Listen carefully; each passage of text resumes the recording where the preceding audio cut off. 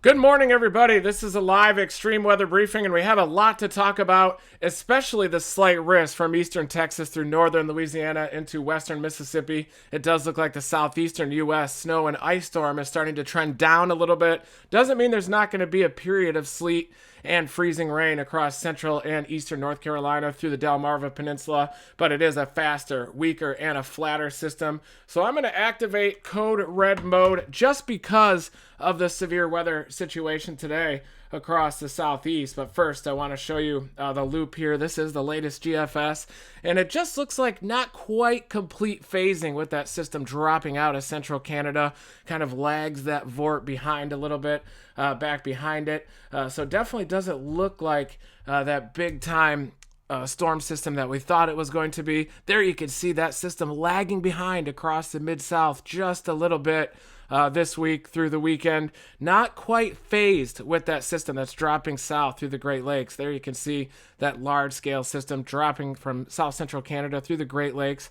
If that were to more effectively pick up that vortex out of northern Mexico and then drag it across the south central U.S., there's a chance that that could have been a more amplified, deeper wave. But right now it looks like a relatively flat system moving from west to east across the U.S. However, I do think that there is a threat of severe weather today from the Houston area through central Louisiana and into west central Mississippi. A modest low-level jet. You can see relatively weaker winds extending back into southeastern Texas. But there is quite a bit of directional shear available to these storms. This is the 12Z HRRR showing those supercell storms starting to evolve in that Houston, Galveston area up through the Piney Woods. Those are those renegades that may have an isolated threat of a tornado or two this afternoon. Those develop at about 3 p.m. With that wind funneling up through Galveston Bay.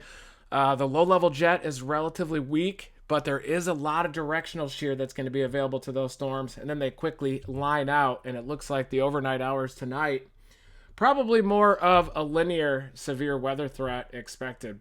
But I do think that there is a chance of a tornado or two, an isolated tornado near that Houston area, and I do want to break down this environment in detail. And then I'm going to also look at the models for that southeastern U.S. winter storm in more detail. We'll look at the European model that's still a little bit more bullish than the GFS model. So I do think that these storms are going to develop down in the Houston area and then evolve northeast through central Louisiana. And here are these temperatures. They are going to rise up through the 70s across the Houston area during the late afternoon into the evening hours. Look at these temperatures, mid to upper 70s across Houston. That's your main instability axis. A little bit less in terms of instability over the southeastern corner of Texas into central Louisiana, but a little bit greater wind shear as well expected. So this is the forecast at about 20Z. Look at that low-level jet. It's relatively weak, about 20 knots. I usually say that you need a 1 kilometer wind of at least 20 knots to realize a tornado threat, and 20 knots is definitely the lower end. You certainly need that directional shear as well to get those hodographs more elongated and more strongly curved. So this is a southwesterly low-level jet that is relatively modest, but then you look at those surface winds and you can see the directional shear available to these storms, as well as a little bit of speed shear, but almost due southerly surface winds funneling right up Galveston Bay there. That is going to create enough directional shear to maybe realize an isolated tornado or two down through the Houston area. So let's take a look and see when these storms are going to develop. It looks like at about 20Z, right at about 2 p.m., those storms are going to develop just near the Houston area and then travel north into those Piney Woods. These are the storms that will have a potential of a tornado right when they go up, and they're a little bit smaller scale, smaller spatial scale as well. That's when they have the best chance of producing a tornado with this relatively modest low-level wind shear, directional shear, modest low-level jet. But certainly the HRRR is picking up on these supercellular structures on the south end of a cluster that's going to evolve from the Houston area up through the Texas Piney Woods. Looking at the low-level wind shear that is going to be available to these storms when they first develop. There's your 0 to 1 kilometer storm relative helicity, and you do have a blob of 100 to 150 0 to 1 kilometer shear hugging the coastline decreases a little bit inland, even though you do get more friction with the Earth's surface, and you should have some more speed shear up there. It seems to be that the greatest wind shear is right along the coastline, where that low-level wind is a little bit faster. You can get some more directional shear, a little bit less friction. But looking at a forecast sounding from near Galveston Bay, they're a little bit flat when they first start off. And then you go a little bit inland, further to the west. Boy, and they are not the greatest forecast soundings, and it's because of that 20-knot, 1-kilometer wind. But I know how these things go in the Houston area. A lot of times when you get a relatively smallish storm, it still will have a chance to spin, even with a relatively small compressed hodograph here. And they do get a little bit more elongated as you get closer to 0Z. The thermodynamics are not a problem. You have those steep lapse rates, surface base instability. You have the hint of an elevated mix layer as well because of this storm's origin over the Mexican plateau. And you could certainly see the directional shear, even though you do have those modest low-level winds, southerly up to southwesterly aloft. You can see the directional shear, but basically a 10-knot 0 to 1 kilometer shear vector is generally not going to be enough to realize that tornado potential, at least by 21Z or 3 p.m. Central Time. But you do get an expansion of that wind shear a bit into the Piney Woods by 22Z by 4 p.m. Central Standard Time. Just a little bit of an increase of that low-level shear. The Texas Piney Woods and across Louisiana. This is at 5 p.m., so we're getting a little bit closer to sunset. And those hodographs are starting to elongate a little bit. You still have plenty of surface base instability, a lot of directional shear, and your 1 kilometer wind increasing to about 25 knots out of the southwest is squeezing out a little bit more shear. Your 0 to 1 kilometer SRH with a hodograph right there is about 114. So that certainly is marginal for that tornado potential to be realized later today.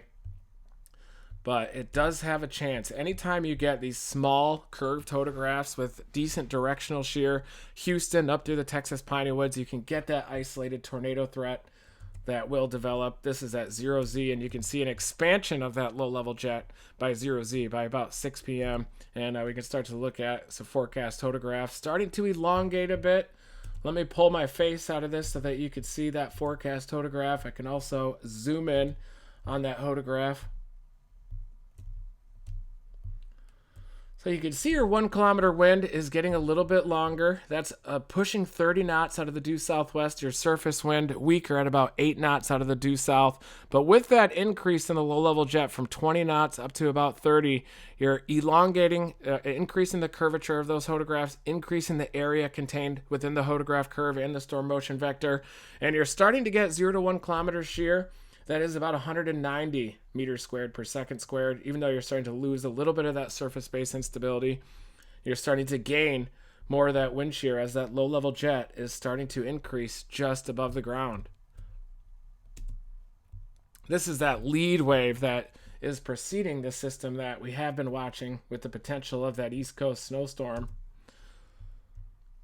Then by 1Z, you could start to see a little bit of an increase. These yellows are greater than 200 0 to 1 kilometer storm relative helicity, which is a lot more favorable for those tornadoes.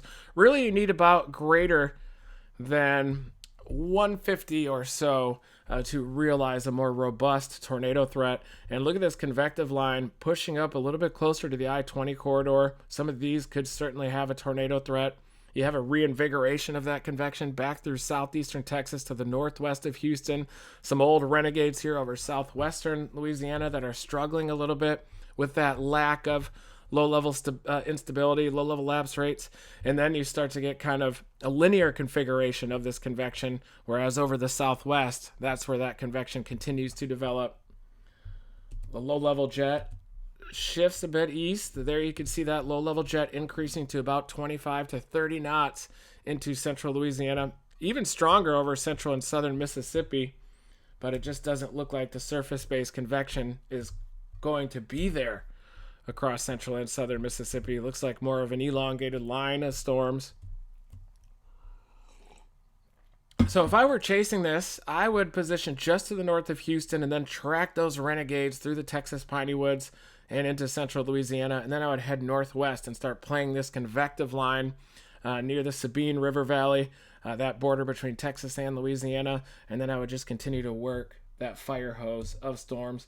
The Storm Prediction Center has a 2% tornado probability. That is the lowest tornado probability. Well, actually, the C-text, or less than 2%, is the lowest probability, but 2% is there. And it's because of this meager low-level jet that is going to develop. But I do think that any of those storms that are able to develop near the Houston area could have a chance of producing an isolated tornado or two. So let's take a look at the 3-kilometer NAM and see what its convective evolution is. We are looking at the 12Z HRRR so far. Let's shimmy on over to the 3-kilometer NAM. We'll go back to that 0Z time period, 6 p.m. This is your 850 wind, your low-level jet. This is at 6 p.m. Central Time. Still have that just modest low-level jet of about 20 knots that overlaps that instability axis. But you can see even the 3-kilometer NAM hints at these renegades forming down near the Houston area by about 2 to 3, 4 p.m.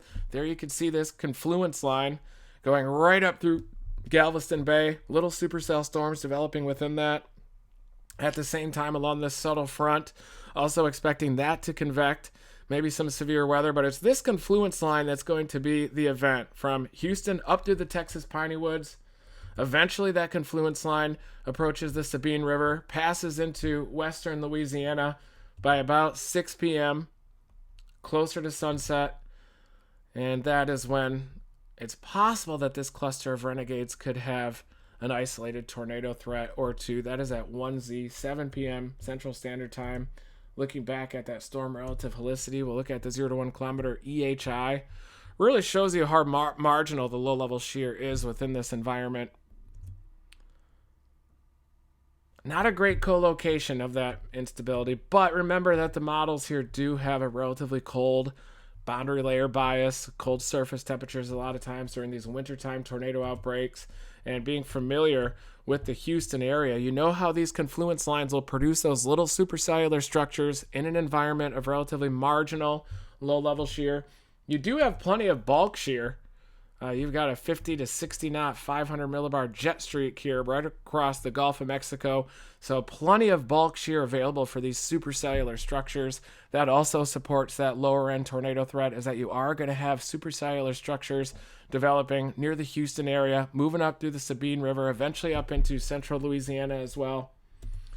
And at 500, plenty of flow at 3 kilometers as well. You're talking about 40 knots here at 700, 3 kilometers. So there is definitely a chance of some hailers down here across southeastern Texas and into the Texas Piney Woods. We do have a stout elevated mix layer because of this flow emanating off the Mexican plateau. We do have some directional shear as well. And these storms are probably going to be just a little bit slightly elevated as they eject from this instability axis that's located north and northwest of Houston. Storms are going to develop out near this area where you have an abundance of surface-based instability and then pass across the Texas Piney Woods. And they could be producing just an isolated brief tornado or two as they move off to the northeast. And then at 1Z, you kind of lose that confluence line a bit that's going to initiate those supercells through the Houston area and then pass up to central Louisiana. So there's your severe weather event. Looks like Houston up through central Louisiana. Maybe an isolated tornado or two expected within this environment. There is a slight risk by the Storm Prediction Center for this environment as well. Hopefully my microphone is working this time. I've got my Gizmo shirt on. These are available at reedtimmerstore.com if you want to check them out. Got the Gizmo tie-dye. The wintertime hat as well. Even though I am in wintertime storm chase mode, it just seems like this is more of a winter that favors severe weather across the deep south and a little bit of these eastern U.S. winter weather events. Looking at the long range, it does look like the threat of an East Coast snowstorm, the favorable conditions for those coastal storms will continue probably through the end of January and maybe even into February. So I do think there's going to be one big barn burner of a storm with this positive P&A, the ridge off to the western U.S. and the eastern U.S. trough, and the tendency for that high pressure downstream of Greenland. So let's look now really quick at the global pattern.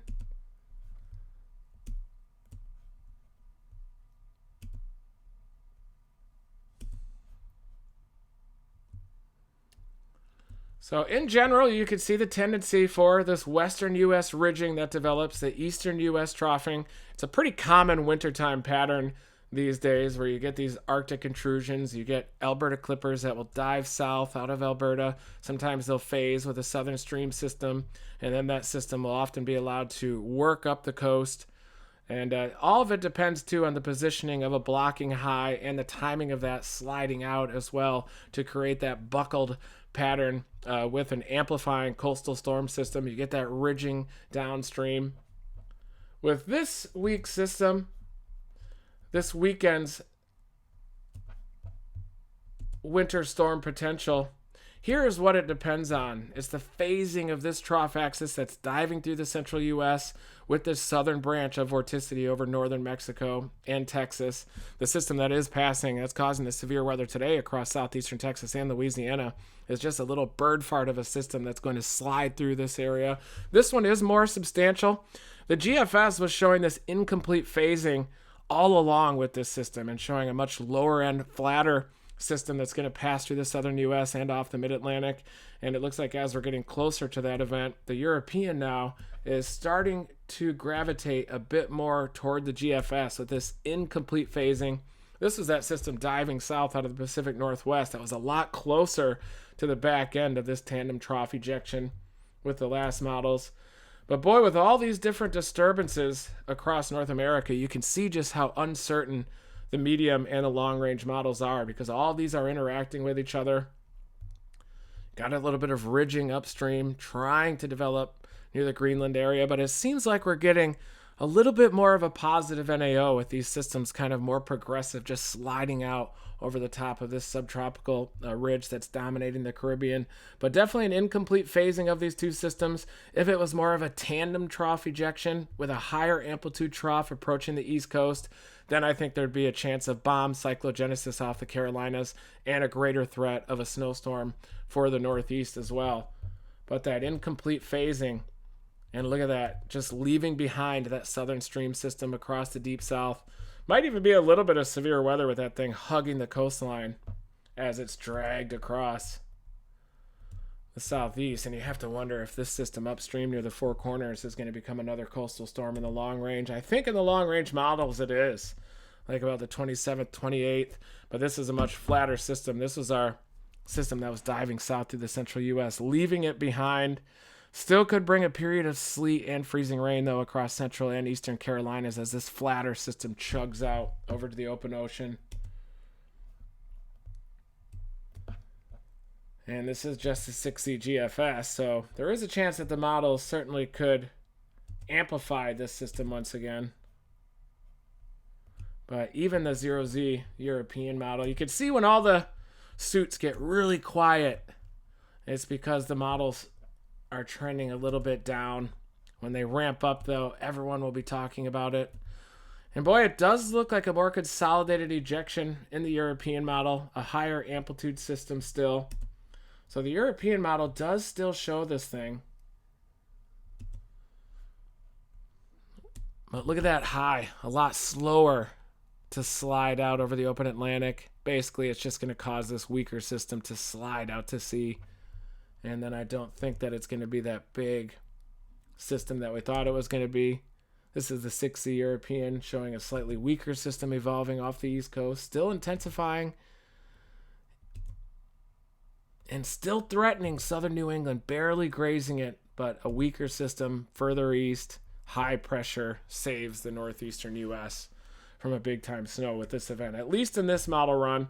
And there is a chance, of course, that it could sneak back the other direction. I still do think it's going to be a impactful wintertime event. I think it's going to be, I mean, anytime you get an inch or two of sleet or freezing rain or any winter precipitation in the southern U.S., it is going to be an impactful event. And I expect more of the same with this one. But I may go live and do radar breakdowns this afternoon and the overnight tonight if those supercell storms are able to evolve near the Houston area. But very marginal low-level shear available to those storms to start to rotate at the low levels. So thank you, everybody, for tuning in to this live weather briefing. Never stop chasing.